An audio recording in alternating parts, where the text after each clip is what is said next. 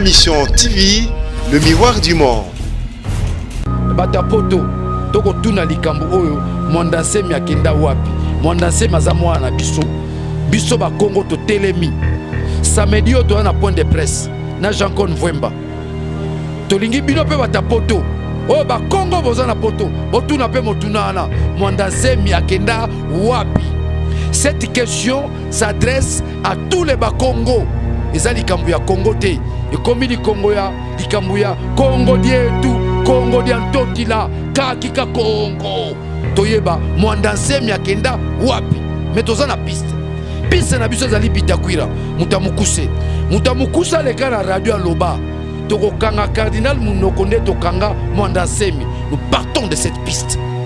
Toko la jete. Et est-ce que Rossi a yebanaki? Oui, Rossi a connu des arrestations. Rossi a connu des arrestations à Aner, des Miap. À chaque fois, il y avait des réactions de jeunes. Rossi a toujours été victime. Et puis, souvent, il y a l'habitude de carton. Dans carton, comment les peuples gagnent toujours. À notre temps, partout.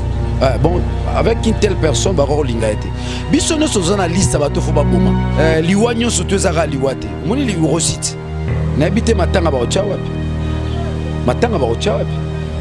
Ezali matanga ya jeunesse congolaise. De proclamer héros national. Bazo il a été. Rossi appartient, n'est-ce pas, à la crème citoyenne. Rossi a koufi comme membre. Il y a un mouvement citoyen. A koufi comme membre à partir. Mboke komia ba Yang 6. Obimi ba Becho Masasi. O déclaré ba enlevé. Tout comme ko vivre keba keba. Liwa Rossi et comme bongo kobanga toko koba toko koba. Babomir aussi pour bakotisa biso kobanga. Nous devons braver la peur et nous avons bravé la peur. Nous n'avons plus la peur. Sango lobité. To kuté la résistance. Au babi bandal to bimi Saint-Charles Luanga na tiriwa la résistance. Ça qui na marche. Na qui na marche. Au monde na za na pota azwango. Moni bengrati awa. Iboko vers ya appareil babotoli. Ngamoko mutu. Bana quartier mutu. Babikisi ngai. Parce que d'un côté, parce que mutu elongio bango basura na batala ki mingi mingi ezangai na ki ciblé. Mais batu ya quartier, batu ba mama paroisse tout babi non. Toko perdre moi na bisote. Ba zingi ngai. Ba lekisi nganzela wenze. Na ndenge ya kokima na lombango nyoso. Menga na boya kina bité botika ngai. Mais muni ba mama bilenge babité na rokete.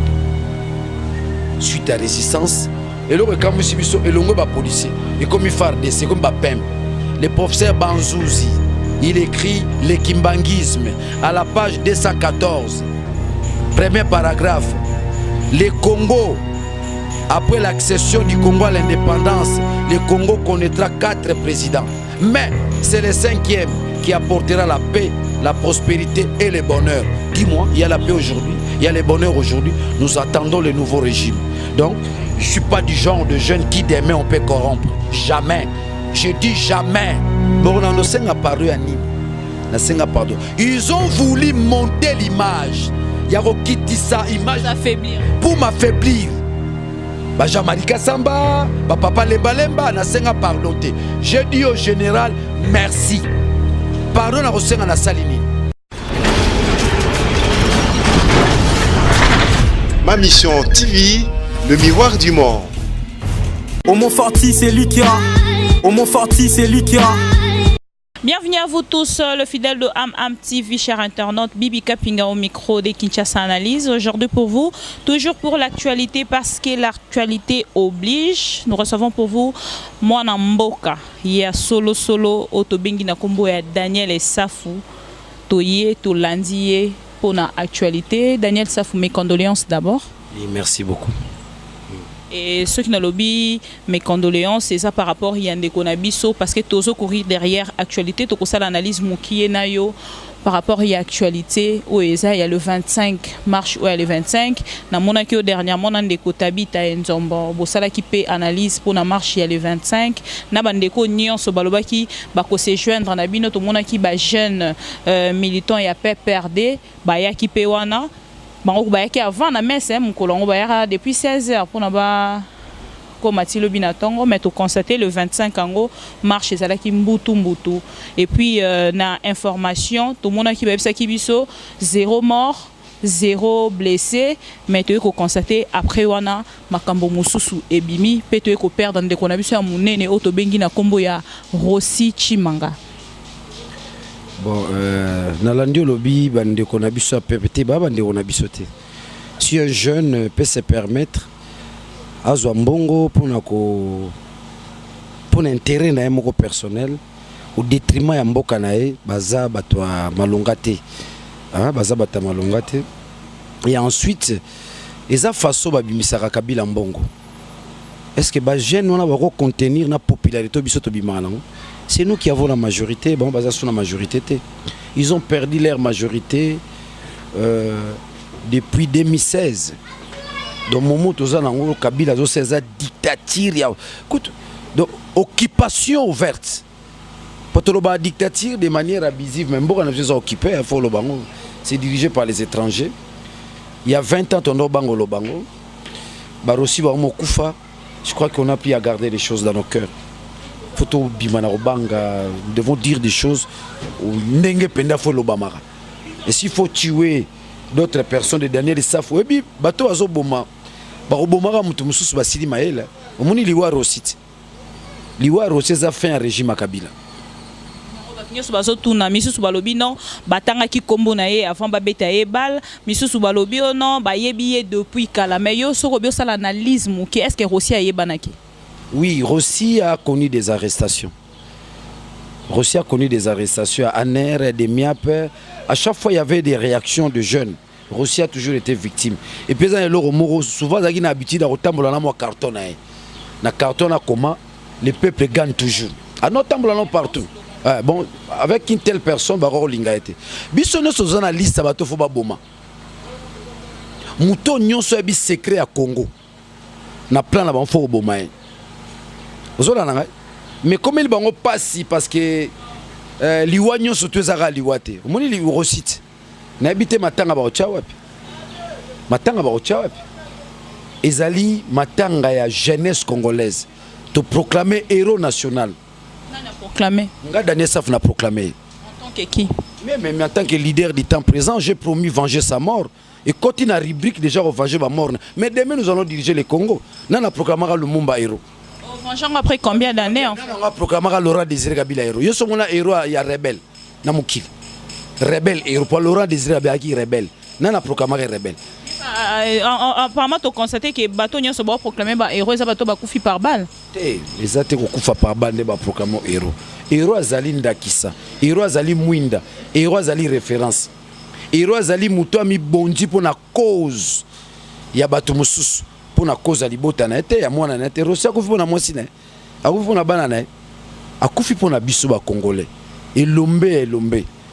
Yamboteto banano l'émission, j'aimerais vraiment m'incliner. Nangana bossana na robando lobate sana s'incliner devant Elombe Torobenga le Elombe héros national. Na lobinga na proclamer mbokeza na légitimité té. Na oyipo olam kona tongo na mi comme si président. Boba Laurent Désiré Kabila na atira président. On a rappelé de coach Tshisekedi avant coup famille à se proclamer président, mais puis après les alans est fêté parce que déjà na simana azana mando quitté azana bato maka cité et puis après ti accueilli a kufipe ti lelo honneur ezaka kate. Mais biso tant aux okuta naza général à armée citoyenne naza général mando général à armée citoyenne armée à solo yango mboka ezaka ba citoyen o izo sala manyozo za ba citoyen ils assument ba parti politique. Ils avaient un politicien. Ce sont les citoyens qui s'élèvent. Rossi est mort en tant que citoyen. Mais l'autre qui va comme quoi il est déjà au théâtre qui n'a IDPS, Missus Walobiote, Azala qui est l'enga Mwinda, Missus Ote, Azala qui n'a parti va comme quoi il est là. Yo Béoyeba qui est depuis Kala. Nous sommes en tant que citoyen, Koufi citoyen mais il y a parti. Non, citoyens Zara n'a parti. Citoyens à Kolomboka. Ce sont les citoyens qui construisent la République. Ceux qui battent bazo les a le koso batuna le kuta batumboko na habité le kuté autour bantu azara le kutate bantu azamuta le kutate bata le kuté za batuchi babota marana le kuta za éducation na ba le kuta nous les bantu to bata le kutate na habité le kuté autour pina mboko biso bana kisasa toza bata lokuta te tango likambo zo lobeli muto polele ba biloko lokuta neza biloko tu ba Rwanda ba Uganda et grandissent avec les mensonges. Ils grandissent avec les mensonges. So za na camarade ya Tuchi vérifier bango ba kolo na lukuta na lukuta. Bon, voilà les ara parenthèse na fongoli. Bazo où elle a été. Rossi appartient, n'est-ce pas, à la crème citoyenne. Rossi a koufi comme membre, il y a un mouvement citoyen, a koufi comme membre à partir. Botika IDPS fanda calme, bino bozaba journaliste, botika IDPS. Na moni aux yeux exemple à Tshisekedi, keba na tatana. Tshisekedi azali kolo makasi.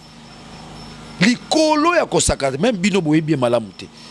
Même biso boye ba génération future ba roye ba Tshisekedi azanani. Sur mingi ba na biso. Mais nous avons la mission aujourd'hui de toujours et déjà là de présenter Tshisekedi na baimboka na ba na biso baye bae. Pambate l'histoire du Congo photo komayango. Toko komango na ba toko komabana na histoire du Congo. Il faut commencer l'histoire de ces pays au Bana na Mobutu, na Laurent Désiré Kabila, na Joseph Kabila. On commence l'histoire de ces pays par Etienne Tshisekedi wa Mulamba. Lui qui a créé la rupture des antivaleurs. Lui qui a initié la démocratie. Lui qui a plaidé pour l'état de droit. Donc ça c'est extraordinaire. Il y a un super héros. Donc l'Iwa Rossi ezali moko ya ba révolution ou lingo banda. Ce que nous faisons déjà la marche na biso eza révolution. Mais c'est une révolution pacifique. Mais l'Iwa Rossi ça va embraser la grande révolution. Au moment où marche le 25 et Longwe Bongo na Kinshasa et comme petit intérieur. Ok, l'Équateur est tombé, Kisangani est tombé.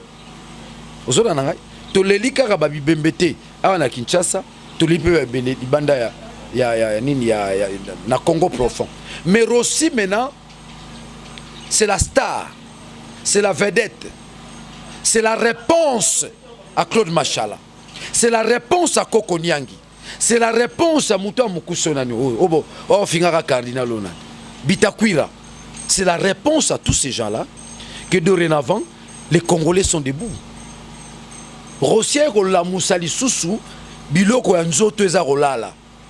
Ça veut dire que ce pouvoir n'a plus d'avenir. Ce pouvoir n'a plus d'avenir. Le combat devient mystique. Mystique dans ce sens que bato bako kimasuli wate bayebi ata na bimi bako betanga masasi bato babimi kaka ngazaki na bandala na Saint-Charles Luanga tangu jipe yozoka bato balobi to signer bango sango lobi te to kuta na résistance o babi bandal to bimi Saint-Charles Luanga na tiriwana résistance salaki na marche au mona ngana za na pote azwango omoni ben gratuit awa liboko vers eux appareil babotoli ngamoko mutu bana quartier mutu babikisi ngai parce que d'un côté parce que mutu elongio bango basodana batalaki mingi ezangai na ki ciblé mais batu ya quartier batu ba mama paroisse tout babi non toko perdre moi na bisote bazingi ngai balekisi nga nzela wenze na ndenge ya kokima na lombango nyoso menga na boya kina bité botika ngai mais moni ba mama bilenge babité na kokende suite à résistance et le comme si biso elongo ba policier et comme FARDC comme ba PEM biso ba civil ba citoyen PEM inde mutazo ko empêcher biso na marche mais na kati il y a marche wana. Je lis dans les yeux des Congolais l'espérance. Je lis dans les yeux des Congolais Elikia. Je lis dans les yeux des Congolais la soif de chasser Kabila. Batika bisoto koba la musaloti na suka. Et comme abongo ndakisa pour Afrika. Et comme abongo ndakisa na baelobi bakokamba biso. Toza suba yuma na bangote. Les Congolais ont pris une position oyo. Moutaki ko renverser ngo azalti nazo que la communauté internationale mawa bango batira Kabila président en 2001 kaka bango mutu bazo sala biso ba aventure oh ba français oh ba nani mais ba biata un cardinal otozoki mela yo yebi makambu o eleka ce qui est peut-être une histoire, tout ça déjà grand en fait, il y a un journalisme, il y a une histoire, il y a un cardinal, il y a un biso na époque, il y a un eleki. Lelo, est-ce que tout s'appuyer, kakanaye, bozaka kako s'appuyer naye, tout quelque part, peut bozana moi bokebi, na marambo nyonso, pour que le monde a déjà lié aussi, et en plus, c'est ça qui n'a qu'à l'église. Maman, mutuna na yo na journalisme ba bengango, une question tendancieuse. C'est dangereux dans le journalisme. C'est grave dans le journalisme. Il y a une histoire à cardinal. Moi, je maîtrise l'histoire du Congo de 90 à nos jours. Mon professeur monte à toi si ça à Oxford, à toi si ça wap. L'histoire du Congo de 90 à nos jours. Daniel Issafou, je suis plus qu'un docteur en histoire. Yokoloba, mon sœur Salani Namboko. Mais le cardinal a joué un rôle extraordinaire. Na milieu la conférence nationale souveraine, ceux qui le l'ont à Zolo Babo, et ça pour la milieu la conférence nationale souveraine, c'est que Kabila ne peut pas nous arracher. C'est cette période-là. Ne le koonande to telemaki pour na bon somi na biso. Toi tu connais la dictature de Mobutu. Mobutu c'est plus qu'un monstre. Oh zomona le loba Kabila ne bazo se comporter. Mobutu a salango x4. x4.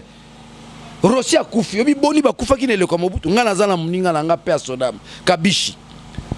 Abuka na colonne mobimba toza betidia colonne mo ba bandia ba raflang nyonso mama cardinal azamoto oyo yoze lenge tango zotuna motuna kolobela cardinal te lokola ba senzo bazolobela e limbisanga na fingite mais ekomi pasi na mutema ba senzi na lingala ya ba cardinal bengaki le médiocre na lingala médiocre mo senzi mo senzi na lingala a solo wa biso bana kisasa ba médiocre au cardinal azamoto oyoyo mama nanga bino boza ba bilenge azali mwinda azali ndakisa moto akumba conférence nationale souveraine lokola ya azalite et puis lelo un bozo tambola nango lelo en fait ya ko tambola lokola ye leader o azo pesa biso quand même initiative ya ko tambola marche ko sala neti ba réclamation ba revendication wana lobby ce qui peut-être lobby que bon na sangisi bino lisusu na moto tozo loba peut-être to bengana réaction no yesani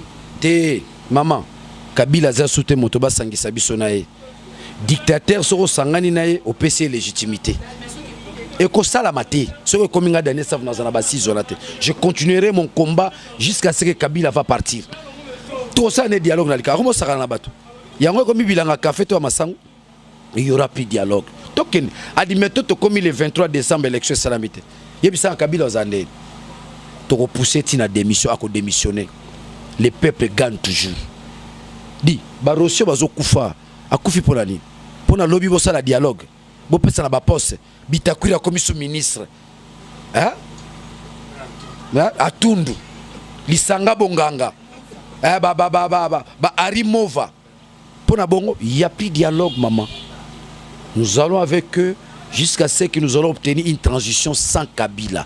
On dirait théâtre, mais je vous dis, nous irons dans une transition sans Kabila. Oh, biso bas citoyen to diriger. Oyo qui présent ni Botswana ninga lobité. Botswana oza mboko démocratie eko commanda qui sa pour l'Afrique. Alors bini, devons maintenir la pression jusqu'à ce que Kabila doit partir. Wana ba imboka mususu. Do likambu ya Congo ezaka likambu ya ngai na yote. Et comme il kambu baimbo mukili yo ki papa salisi misa pona Congo likambo Congo bomono likambo mukie eza likambo mukie likambo ba pays mi bale babunda Rwanda na Uganda babunda wa et salamate na monde deux pays ya mboka mususu babundi na kati ya mboka oyo koto Rwanda azo soutenir Jean-Pierre Mbemba oyo koto Rwanda azo soutenir Kabila Rwanda, Uganda a soutenu Jean-Pierre Mbemba. Babunda na mboka na biso. On en parle. C'est une honte pour nous, nous Congolais. On joue de notre pays. Rwanda a sakana na biso ninga lingi, Uganda a sakana na biso ninga lingi. Où est passée la République? Où est passée la République? Où sont passés les dirigeants congolais? La réponse est simple. Ils n'ont plus la légitimité.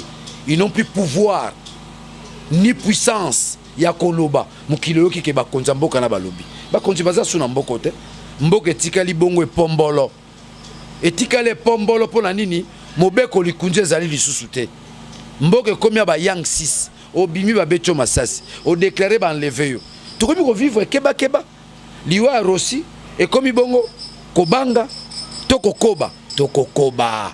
Babomir aussi pour bakoti sabiso kobanga. Nous devons braver la peur. Et nous avons bravé la peur. Nous n'avons plus la peur. S'il y avait la peur, il y aurait plus de marche. Au monatango nyoso, celle sa kobenga biso, poto bimana balabala, de manière pacifique. Soko landi betando nyoso, balingi babangisa biso. O bakoboma, bazoboma, mukona lekai baboma. Yango na lobi ekomi bongo une affaire ésotérique et mystique. Moto akondima kende komi bonza lokola nyama. Habite siko na ko kende bakoboma ngai, mandimi ko kende.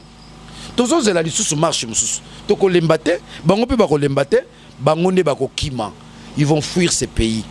Ici je m'adresse à ceux qui entourent Kabila. Je peux citer les noms. Bitakwira, Atundu. Bato ba kocha makele mingi nazo répéter likambo Bitakwira na beti sete bata poto toko tuna likambo oyo mwandanse mi akenda wapi mwandanse mazamwa na biso ba Congo to telemi samedi to na point de presse na Jean-Claude Mvemba tolingi bino pe bata poto oyo ba Congo boza na poto botuna pe motunana mwandanse mi akenda wapi. Tokozala kaka na mboko te bolamuki na tongo bazwi moto babomie bolamuki na tongo bazwi moto balimusie ba imboka batunaka te yango biso totuni motuna mwandasemi akenda wapi.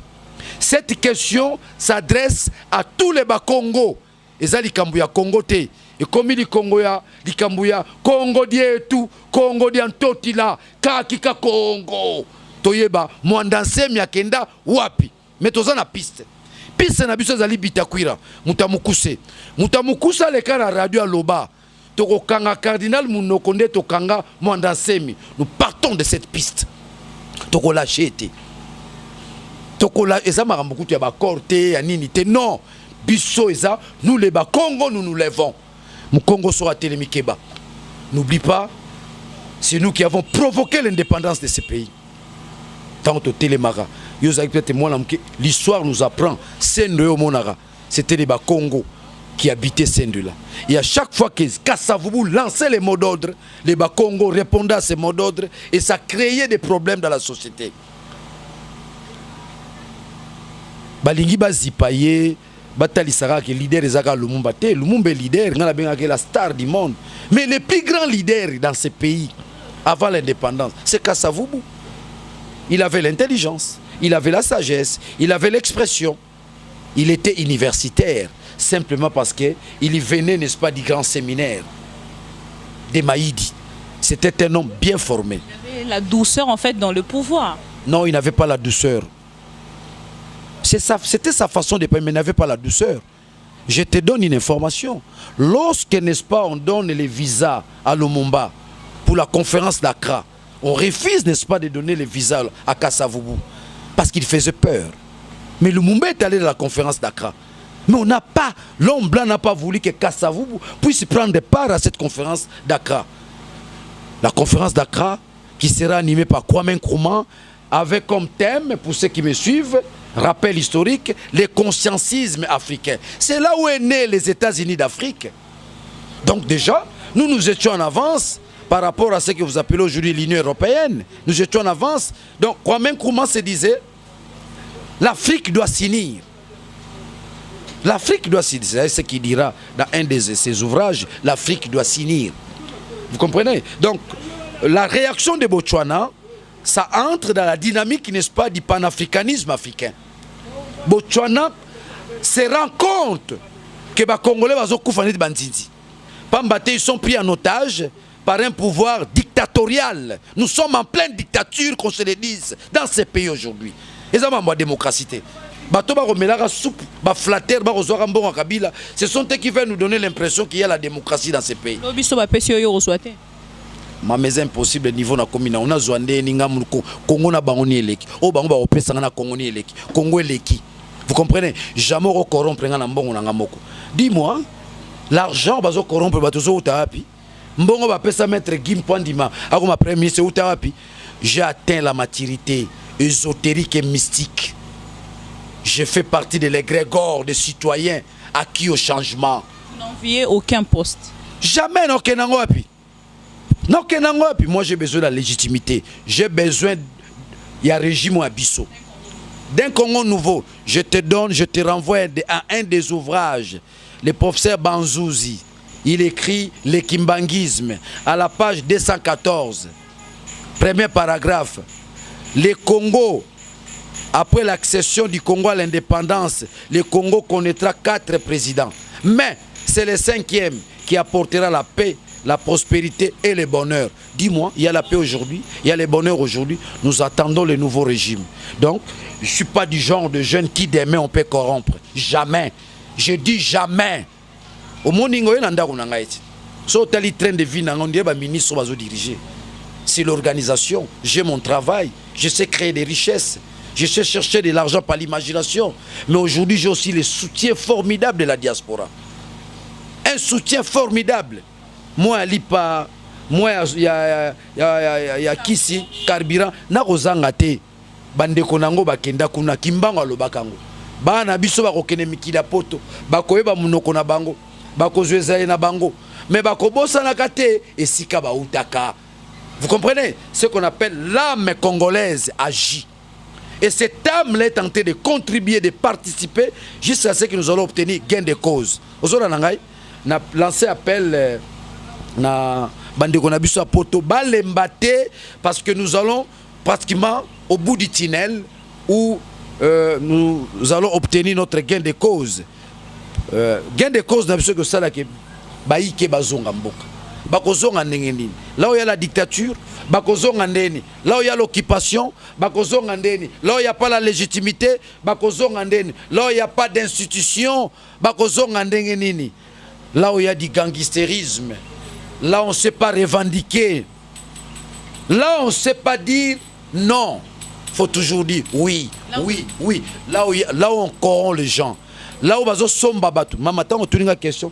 Yo onin, nga baro somba ngane te lipate. Baro somba ngane Thompson tena Wenze. Vous comprenez? Tout ça se passe par rapport à la corruption.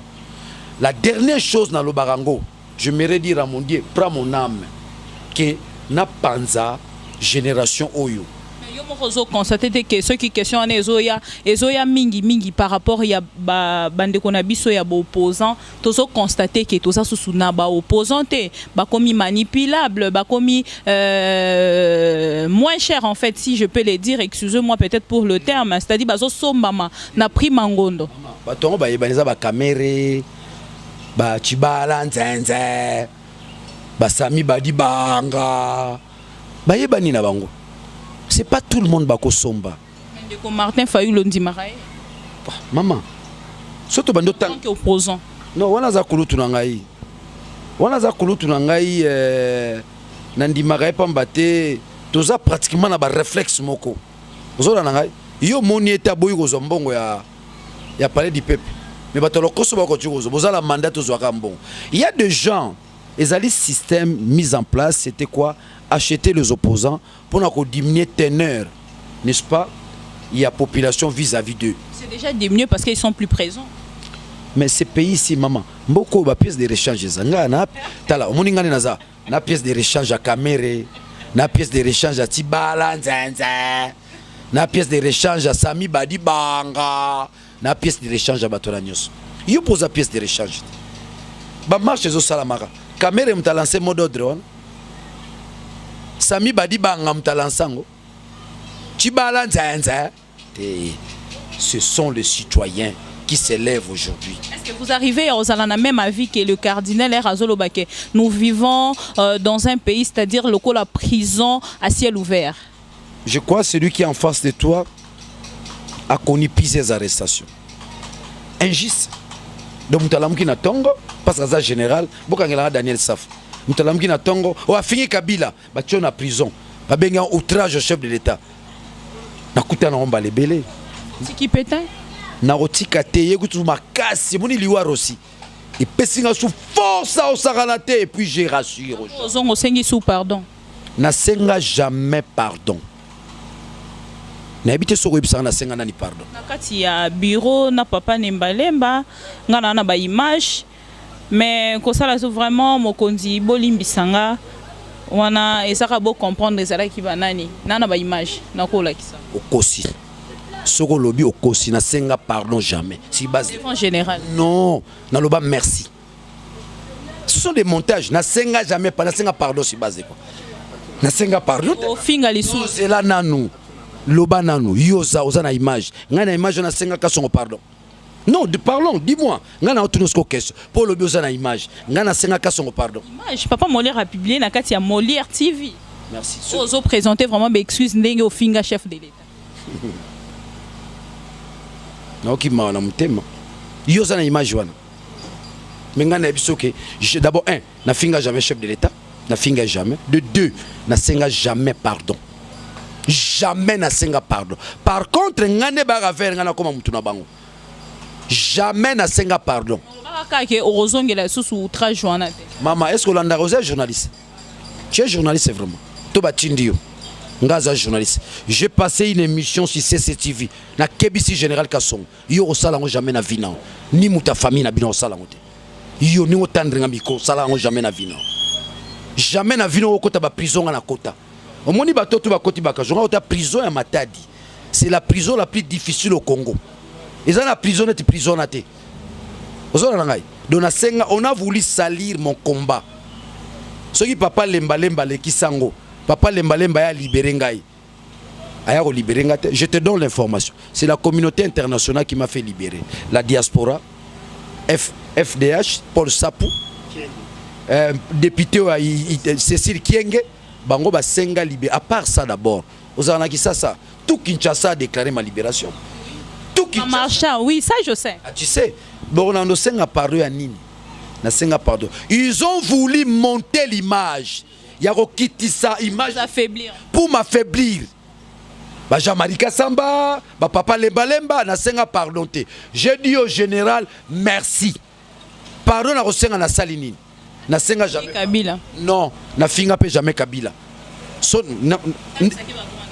na pas seulement la télé saki ba droit na nga Daniel Safou je me dis vraiment opposant à Kabila ya obombate je crois que Kabila les vrais opposants rose eza bato bazali génération moko ngane toi génération moko ola nangai toza génération moko donc moi je me dis je mets ma main sur la poitrine je m'oppose à Kabila sans peur ça je le dis ça même kobanga kena kufa nana moi si nana bana ce combat que je mène ici na bandero lelo te na bandero lelo misusu ba bandero lelo na bandi combo avant caméra na bandero lelo te na bandero lelo te tuna ba chibala banani na bandero lelo te Augustin Kabouya IDPS que nous retournons quand tu sais qu'il envoie Augustin Kabouya na chibala ben dans Zambongo tu sais que David Daniel accompagne ces gens nazanani déjà à l'époque baro l'action je la photo nanga on a photo na tiseke tozolia to mela masanga esika mo tiseke et j'avais quel âge ozolanga donc ce qu'on l'a ba émission na hôtel Webisaka Songo jamais nga na ko banga yo un résistant ne peut pas développer la peur un résistant doit être sans peur mais un résistant devant les bourreaux à ça la profil bas Homo Forti c'est lui qui a Homo Forti c'est lui qui a